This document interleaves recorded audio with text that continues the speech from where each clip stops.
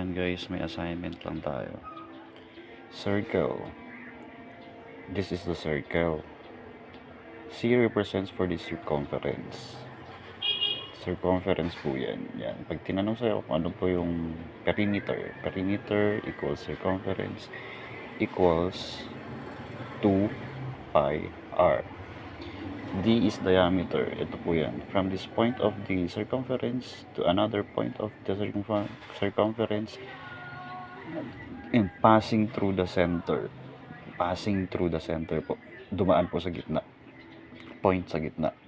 Pag gumuhit ka po dyan, from this point of the circumference papunta dun sa kabilang circumference, hindi po yan diameter. Kasi hindi po siya dumaan sa origin o center.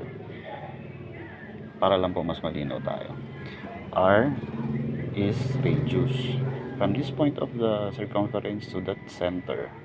And from this center to this point of the circumference. And from this point of the center to the circumference, another point, another location of the circumference. Pare-parehas po yan radius. Pare-parehas po yan equal. Kasi center nga po itong pinanggagalingan nila. Source Wikipedia. Circle is a shape consisting all points in a plane that are a given distance from a given point, the center. Radius is the distance between any point of the circle and the center. Any point of the circle to the center, yan po yung radius. Diameter is the length of a line segment connecting two points on the circle and passing through the center. Dadaan sa straight line po yan. Straight line. Dadaan sa center. Pwede rin dito. Tatago siya doon. Provided dumaan siya sa center. Straight line po yun. Diameter yun. Formula. Area equals pi times r squared. Perimeter equals c equals 2 times pi times r.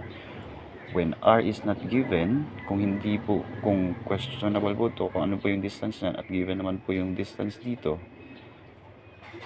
ang magiging formula po natin is area equals pi times the quantity, open and close parenthesis, d over 2 squared. Ito po yan. Pinalitan lang natin yung r. Perimeter equals c equals 2 times pi times the quantity d over 2. Substitution lang po.